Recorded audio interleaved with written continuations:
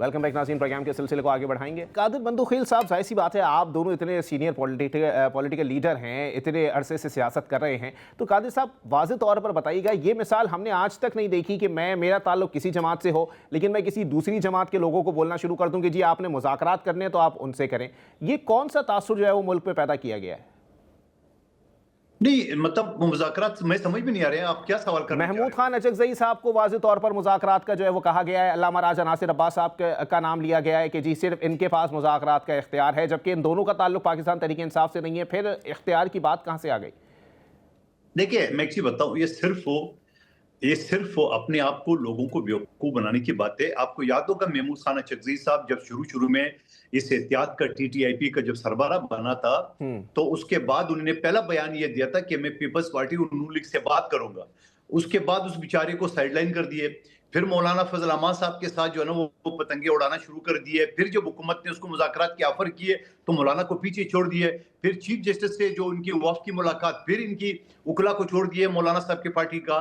تو میں یہ سمجھ رہا ہوں کہ ان کو یہ ساری چیزیں سمجھ میں نہیں آ رہی ہے کہ وہ کیا کرنا چاہ رہے ہیں۔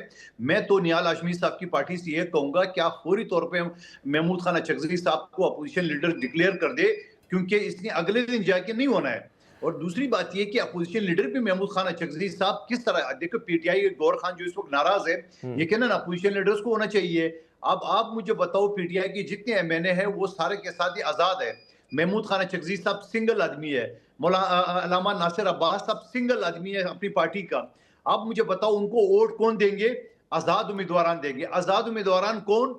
جو PTI کے نہیں ہے، تو وہ تو کسی کو بھی ووٹ دے سکتے ہیں۔ تو میں یہ سمجھ میں آ رہا ہوں کہ جہاں 12 تاریخ کو اسمبلی کا اجلاس بلایا، وہاں میں سمجھ رہا ہوں کہ محمود خان اچکزئی صاحب کے بجائے کسی اور کینڈیڈیٹ کو لوگ ووٹ دے دیں گے، ان کو نہیں دیں گے، کیونکہ ان کا جو وزیر اطلاعات ہے شوکت یوسفزئی صاحب، میرے ساتھ ایک شو میں انہوں نے کہا کہ مجھ سے ڈپٹی کمشنر نے ایفیڈیوٹ مانگا تھا، میں نے نہیں دیا ہے، اور پھر اگلے سانس میں انہوں نے یہ کہا کہ ہمارے 30-40 لوگوں نے ایفیڈیوٹ دیا ہے۔ یہ خود آن دا ریکارڈ یوٹیوب میں موجود ہے، اس کی ٹاک شو میرے ساتھ جو چینل میں بیٹھا ہوا تھا۔ تو میں یہ سمجھ رہا ہوں کہ اب شیر افضل مرود کو دیکھ لیں، آج انہیں مخالفت کر دیے، آج انہیں کہا عمران خان نے غلط فیصلہ کیے، تو ایک ووٹ تو یہ کٹا، ٹوٹل ان کے 72 ہے، 72 میں تو ایک کٹا 71 ہو گئے، اس کے بعد 30-40 اور نکالے تو ٹوٹل ووٹ کتنے بن جاتے ہیں؟ اور اسی کے برابر میں پیپلز پارٹی حکومت کا حصہ نہیں ہے، مگر 74 MNA ہمارے بیٹھے ہوئے ہیں۔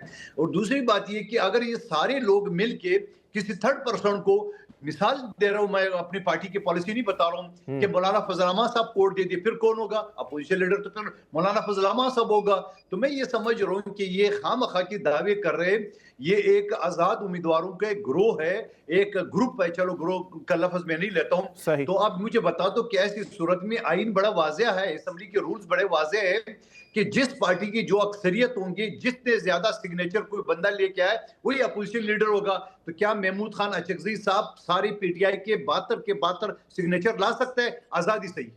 ٹھیک ہے، اچھا نہال ہاشمی صاحب، سر واضح طور پر پروگرام کا ٹائم میرے پاس ختم ہو گیا ہے، کنکلوڈ کر دیجئے گا آخر میں کہ خیبر پختونخوا میں اگر جو آپریشن کی بات ہو رہی ہے اور اس کی مخالفت صوبائی حکومت کر رہی ہے، اگر اس مخالفت کو مزید شدت سے جو ہے وہ سامنے لایا گیا تو حکومت کے کیا اقدامات ہوں گے؟ کیونکہ آپریشن تو ہونا وہاں بہت زیادہ ضروری دکھائی دیتا ہے ملٹری اسٹیبلشمنٹ کی نظر میں۔ دیکھیے ایک بات تو بڑا دو ٹوک اور بڑا کلیئر اور واضح ہو جانا چاہیے کہ ریاست جو آپریشن کرے گی وہ آپریشن دہشت گردوں کے خلاف ہوگا، مجرموں کے خلاف ہوگا، کرمنلز کے خلاف ہوگا، جن لوگوں نے شب خون مارا ہے، بارڈر کراس کیا ہے، ان کے خلاف ہوگا۔ آپریشن اپنے لوگوں کے خلاف تو ہم نہیں کر رہے ہیں، آپریشن کسی امن پسند کے خلاف تو نہیں ہو رہا، آپریشن کسی کسان مزدور طالب علم کے خلاف تاجر کے خلاف تو نہیں ہو رہا ہے۔ آپریشن اگر ہوگا تو ان کے خلاف ہوگا جو کرمنلز ہیں، اور وہ انفارمیشن بیسڈ ہوگا، ڈیٹا بیسڈ ہوگا۔ اس طرح سے تھوڑی ہوگا کہ جس طرح سے کوئی اور ہوتا ہے، جیسے جنگ ہو جاتی کہیں بھی جا کر۔ آج بھی جتنے بھی آپریشنز کیے گئے وہ سارے انفارمیشن بیسڈ آپریشنز تھے، کسی نہتے کے ساتھ کوئی زیادتی نہیں کی جاتی ہے، نہ کی جائے گی، نہ کسی بے قصور کے گھر پہ کوئی گولہ باری ہوا ہے۔ یہ تو ان لوگوں کے خلاف ہوگا جو ہائٹ کیے بیٹھے ہیں اپنے آپ کو اور جو ان کے فیسلیٹیٹر ہیں۔